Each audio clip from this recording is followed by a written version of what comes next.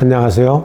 체질 한의사 오원장입니다. 제가 벌써 35년 정도를 체질 진료를 해왔는데요. 여지껏 특별한 광고를 안 했어도 어떻게들 전국 각지에서 소개로 많이들 체질 진단을 받고자 오십니다. 그런데 다른 지역에서 체질을 진단받으셨던 분들 혹은 집에서 자가진단으로 체질식을 해오셨던 분들이 자신의 체질이 정확한지 여부에 대해서 진단받으러 오는 경우가 꽤 많이 있습니다. 한때 한국인의 소음인 체질이 가장 많다는 견해가 있었습니다. 어떤 분은 40%에서 50% 정도까지 소음인 비중을 둔다고도 하였습니다. 그러나 실제로는 태음인이신데 늘 소화가 안 된다고 트림이나 설사, 소화장애, 그리고 손발이 차고 두통과 어지럼증을 호소하는 분들 중에 자신이 소음인이라고 오시는 분들이 꽤 있습니다. 막상 진찰을 해보고 확인을 해보면은 소음인이 아닌 소양인인 경우가 상당수 있었고, 또 금양체질, 태양인 경우도 상당수 있었습니다. 살이 쪄서 태음인으로 진단받고 스스로도 그렇게 생각하고 오신 분들도 많이 계셨는데, 진단을 해봤는데 수양체질로 판명이 되는 경우도 적지 않습니다.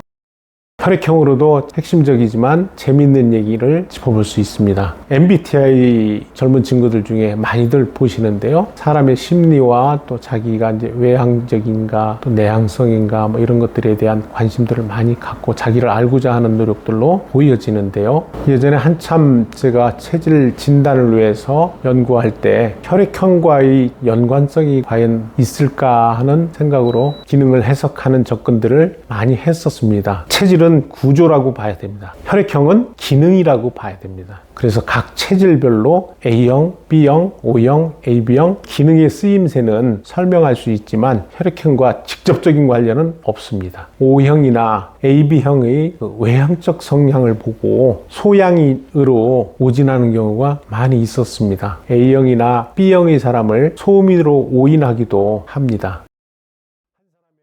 한 사람의 체질을 확진할 때 가장 중요한 건 무엇보다도 정확한 맥진입니다. 하지만 맥진은 몹시 어렵고 전문성과 감각적 요소가 많이 있고 시술자와 피시술자의 컨디션에 따라 틀려지는 경우가 있습니다. 그래서 더더욱 단련돼야 맥진의 정밀도와 정확도가 높아진다고 보여집니다. 맥진을 어렵게 하는 요소가 있습니다. 첫째로는 위장질환이 있습니다. 식도염을 달고 살거나 항상 손발이 차고 배가 차가운 사람들이 있습니다. 이분들의 췌장맥과 위장맥, 소장맥이 항상 얼어붙어 있고 제대로 움직이질 않고 있습니다. 둘째로는 자율신경 질환입니다. 두근거림, 불면증, 공황장애 같이 교감신경 조절이 안 되는 경우들, 상체에만 땀이 쏟아지거나 과민성 대장, 신경성 방광염 같은 증상에서 상초와 하초에 끊어지는 촉맥이나 맥이 위아래로 마치 공갈빵처럼 부풀어버리는 대맥, 긴장맥이 나타납니다. 셋째는 심혈관계 질환입니다. 고혈압, 고지혈증, 부정맥, 심증, 심근경색과 같이 심방과 심실, 심장 근육 자체에 문제가 생긴 경우, 혈관이 약해지거나 혈관 내부에 기름때나 찌꺼기가 방치되는 경우 맥의 정보를 흐리게 합니다. 넷째, 대사질환, 만성피로입니다. 당뇨, 부신피로증후군, 만성피로증후군, 2, 3일 푹 자도 도저히 피로가 가시지 않는다는 분들 한의원에 참 많이 오십니다. 맥을 짚어보면 맥에 힘이 하나도 없습니다. 세맥, 양맥, 단맥이라고 하는데요. 이런 경우에도 본인 체질맥에서 벗어나려 하는 경우가 참 많죠. 대부분 본인의 체질맥과 다른 질병맥이 섞여 나타나게 되고 체질맥이라고 확진하지만 오진하는 경우가 30%를 사실 넘습니다. 하지만 사람의 체질이 정해져 있다는 사실은 변하지 않고 결국 찾는 한의사의 능력에 따라 적중도가 높아집니다. 맥진을 바탕으로 그 사람의 히스토리를 성격과 체형, 질병력, 침 반응, 맥진 검사, 체열 검사, 뇌파 검사까지 이용해서 체질 진단의 신뢰도를 높이죠. 저도 35년 전 체질 진료를 처음 시작할 때 오진도 참 많이 했습니다. 잠 못 이루는 밤에 고통스러운 날이 참 많았습니다. 하지만 확진 데이터가 하나 둘 쌓이고 치료에 대한 확신이 생기고 사람에 대한 이해가 깊어지고 그제서야 그 사람들이 왜 병에 걸리고 또 그런 모습과 성격이 형성되는지 이해할 수 있게 되었습니다. 세상에 좋은 치료 좋은 기술은 정말 많지만 그 치료의 효과를 환자의 몸에 지속시키지를 못합니다. 진단병명을 쫓을 것이 아니라 병의 원인을 고쳐내야 합니다. 365일 치료받을 수 있는 환경이 아니라면 결국은 자기 몸은 스스로 나을 수 있어야 하고, 그때 체질진료가 특장점이 있는 것이죠.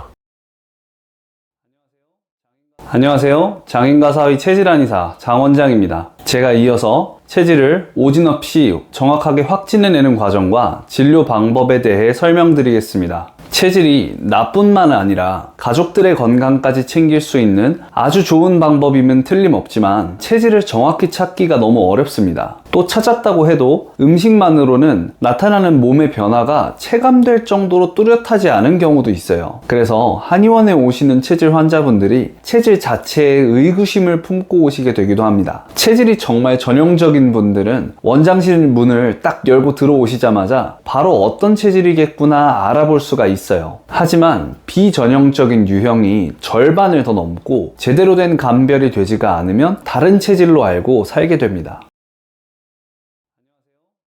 먼저 체질 확진에 가장 중요한 건 맥진입니다. 손으로 환자의 맥을 짚어서 체질 맥을 찾는 것이죠. 몸에서 먼 쪽부터 1지, 2지, 3지라고 했을 때 똑같은 태양인을 봐도 금양보다는 금음 체질의 맥이 1지 쪽에서 더 뚜렷하게 나타납니다. 목양 체질은 1지와 2지 사이에서, 목음 체질은 2지와 3지 사이에서 뚜렷한 맥파동을 느낄 수 있죠. 이렇게 체질마다 고유한 맥의 모습이 있는데요. 이를 손으로 짚어서 팔체질을 구분하게 됩니다. 다만 앞에서 말씀드린 것처럼 체질맥이 환자 몸 상태에 따라서 가려지는 경우가 많이 있어요. 이런 경우에는 첫 맥진에만 의존해서는 오진을 피하기가 어려운데요.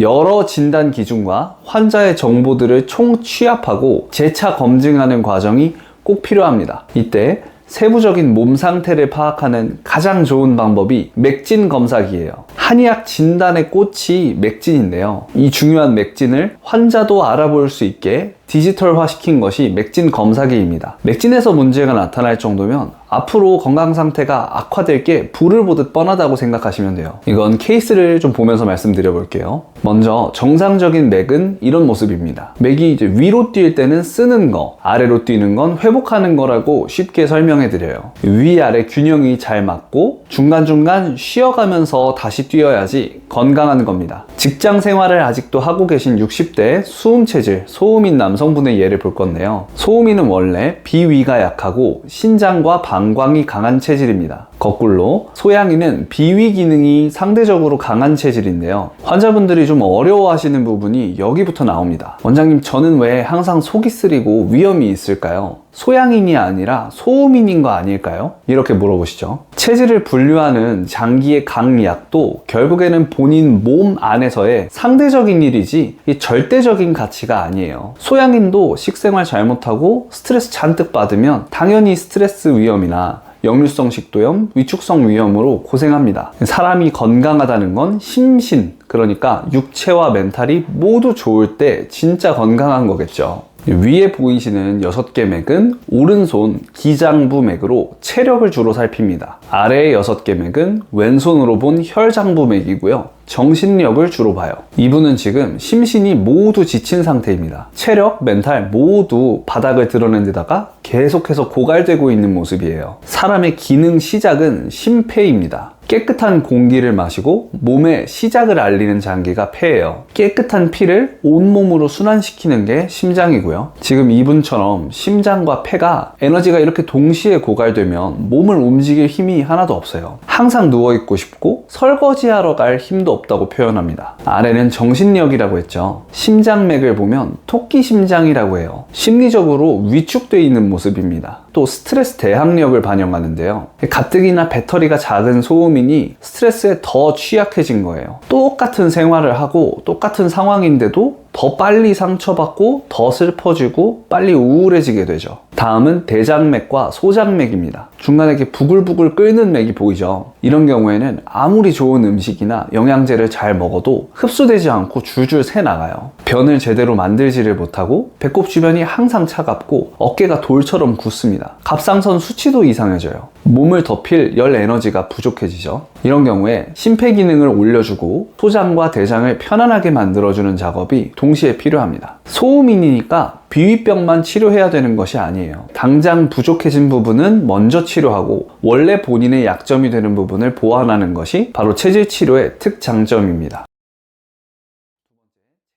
두 번째, 체열 검사. 아무리 티를 내지 않고 천사같이 잘 참는 분들도 속까지 숨길 수는 없거든요. 남편, 자식들, 속 썩이는 거 다 참아내면서 잘 살아오셨지만 속이 문드러져서 난치병에 걸리고 대장 망가지고 간, 콩팥 상해버린 분들 정말 많습니다. 환자분들 체열 검사 해보면 70%가 넘는 사람들이 명치 위쪽에 상체에만 열이 몰려요. 화병이라고 하죠. 실제로 치료하면서 이 울체된 열이 손, 발, 아랫배로 고르게 퍼지게 되면 검사상으로도 쉽게 확인할 수가 있는데요. 그래서 특히 이 검사를 좋아하시는 분들이 많습니다. 눈에 확 들어오게 직관적이니까요.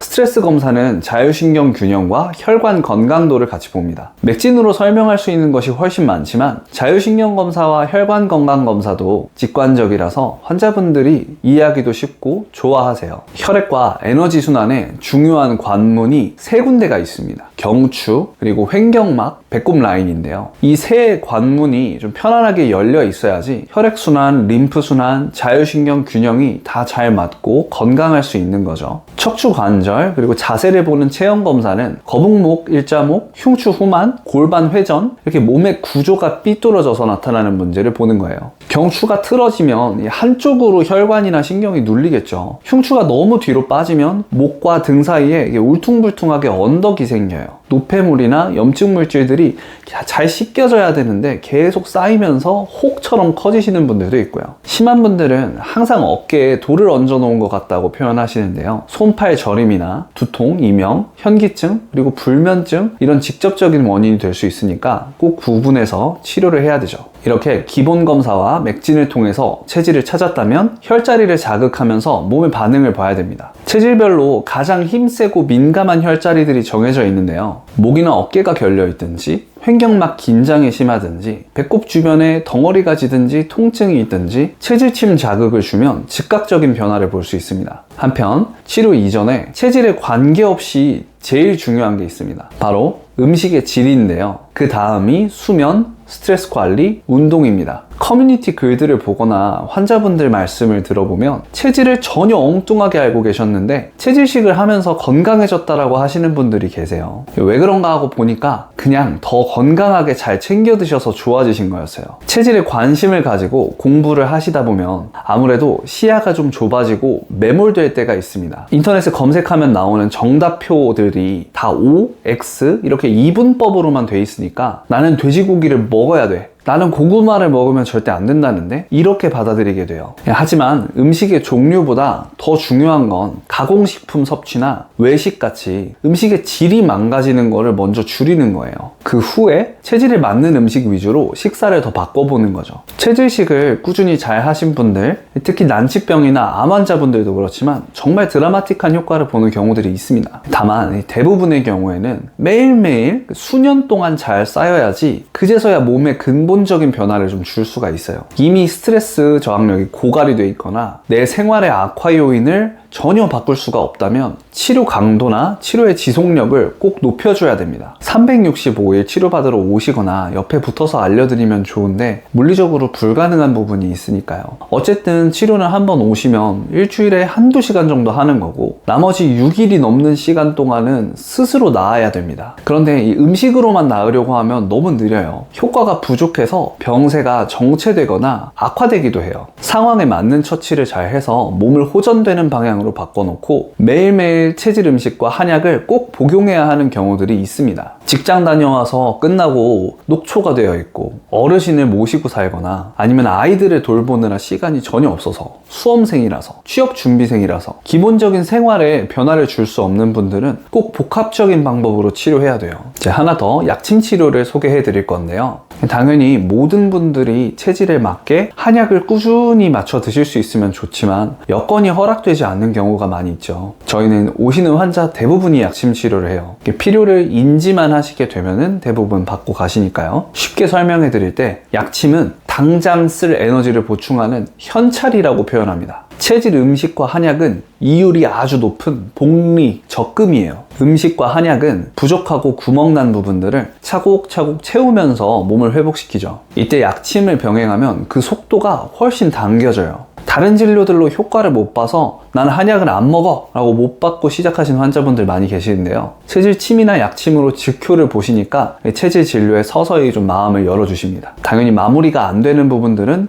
음식이나 생활습관 교정이 꼭 필요하고요. 한약을 적극적으로 써야지 끝마칠 수 있는 경우가 많아요. 하지만 삶의 질을 빠르게 높여주고 본인들이 생활하시는데 어느 정도 만족을 하니까 많이들 좋아해 주시는 진료입니다. 이렇게 체질 진단 과정과 검사 그리고 진료 방법들에 대해서 설명해 드렸습니다. 특히 요즘은 한의원 진료가 많은 분들에게는 어필되지는 못하고 있어요. 하지만 정말 필요한 시기에 적절한 치료와 가이드를 잘 받으신 분들은 건강관리에 굉장한 어드밴테이지를 가지고 생활하시게 됩니다. 현대의학 기술은 점점 더 빠르게 발전해요. 20-30년 전에 병으로 진단받지 못했던 것들을 이제는 질병이라고 다 진단해내게 됐습니다. 거꾸로 정밀 검사를 해봐도 원인이 없다고 해요. 그런데 분명히 몸을 망가뜨리고 있는 증상들이 있습니다. 또 수십 년이 지나면 더 의학이 발전을 해서 세부 검사 방법이나 효율적인 치료약이 나올 수도 있겠죠. 하지만 당장의 내 건강은 누구도 책임져 주지는 않습니다. 의사든 한의사든 길을 제시하는 내비게이션일 뿐이에요. 그 중에 체질 진료가 빠른 길 찾기에 장점이 있는 거죠. 체질을 알면 나와 내 가족들까지 건강의 지름길을 알 수 있습니다. 체질이 궁금하시거나 진료가 필요하시다면 고정 댓글 링크를 클릭하세요. 오늘도 긴 영상 봐주셔서 정말 감사합니다. 다음 영상으로 뵙겠습니다.